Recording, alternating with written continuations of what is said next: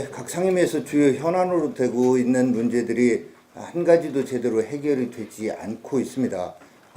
이 이유는 다른 것 없이 얼마 전에 대통령께서 자기 참모들하고 송년하는 자리에서 했다는 지금 좋은 옳은 정책 방향으로 가고 있으니까 낙관과 신념을 가지고 임하라.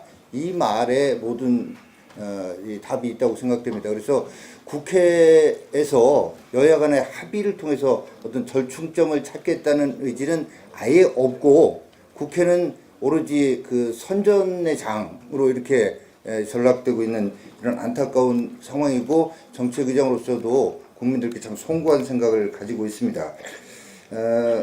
일단 현황 관련해서 잠깐 이따가 뭐 간사님들도 말씀드리겠습니다만은, 그리고 대표께서도 원내대표께서 말씀하셨지만 유치원 문제, 그리고 이제 산안법, 산업안전보건법, 이게 제일 지금 핵심적으로 논의되고 있는데, 이 부분에 대해서 우리 의원님들께서 일단 간사님들 말씀하셨겠지만 당당하고 어떤 분명한 입장을 각자 지역에서도 그렇고 언론 상대로 좀 말씀을 해주실 필요가 있다고 생각됩니다.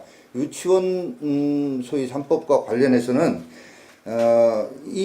이거는 어떤 좌파 국가주의의 확대라고 하는 이런 방향에서 이걸 밀어붙이고 있다고 봅니다. 그래서 사립유치원의 영역이 분명히 있는데 이거 인정 안 하고 전부 국공립식으로 가겠다고 했을 때 교육 현장에서의 혼란도 있지만, 이런 식으로 계속 하게 되면 국가 재정 부담은 어떻게 할 거냐. 나중에 어린이집도, 민간 가정 어린이집도 국가에서 지원금, 보조금 대주면 전부 다 이런 식으로 할 때 이거 어떻게 할 거냐.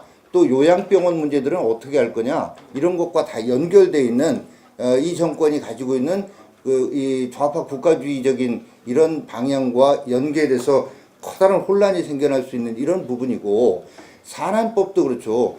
근로자의 안전이라고 하는 소중한 가치를 우리 당도 최우선합니다. 그러나 문제는 지금 이대로 가게 되면 실제로 조업 중단하는 것, 작업 중단하는 것을 중지시키는 것을 근로자들이, 그러니까 노동자들이, 노조가 하게 된다면 이거는 완전히 대한민국 산업계 전체를 민주노총이 사실상 장악하게 되는 이런 결과가 초래되지 않겠습니까? 그래서 그리고 원청업체의 책임을 무한정 확대하게 된다면 제대로 우리 기업을 경영할 수 있는 이런 존립 기반 자체가 와야 되는 것 아니겠는가.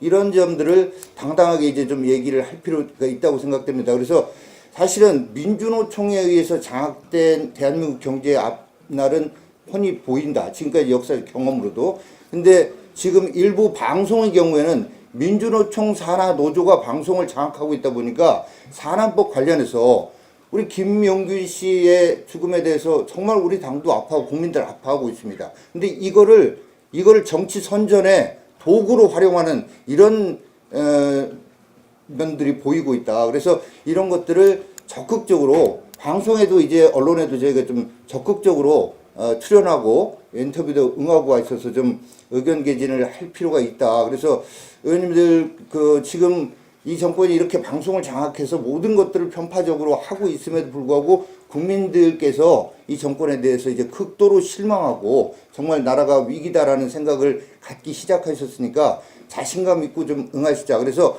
여러분 출연하거나 인터뷰하실 때 어떤 맥락이라는 측면에서 좀 궁금하신 게 있으시면 언제든 전화 주시면 그런 맥락 부분은 또 설명에 올리겠다, 이런 말씀을 드립니다.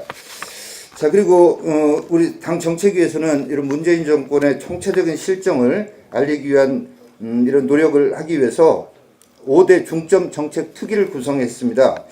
며칠 전에 원내대표께서 원내대책회의 때 발표를 하셨습니다만 여기서 짧게 소개를 하겠습니다. 5개 중점 정책 특위는 첫 번째, 재앙적 탈원전 저지 및 신한울 3, 4호기 건설 재개 특별위원회고요. 두 번째는 소득주도 성장 폐기와 경제 활력 되살리기 특별위원회, 여기는 김광림 위원장님께서 맡아주시기로 하셨고요. 첫 번째 거는 저와 강석호 의원님, 이채익 의원님 이렇게 공동위원장 체제로 일을 하기로 했습니다.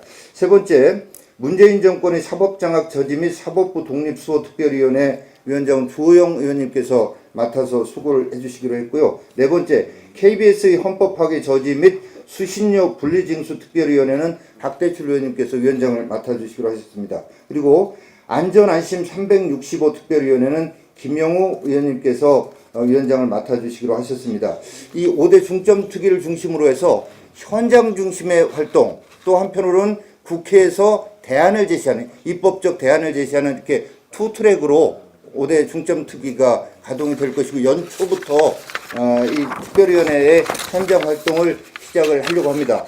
첫 번째 정책 저항운동 1호로 규정한 탈원전 저지 특위부터 현장 행사를 시작을 할 텐데, 다른 특위도 위원장님을 중심으로 해서 위원들 빨리 선임해서 모시고 이런 아까 말씀드린 투트랙의 현장에서의 국민과 함께하는 정책 저항운동, 또 하나는 국회에서의 대안 제시, 이 두 가지 트랙으로 5개 특위가 움직여질 것이라는 말씀드리고요.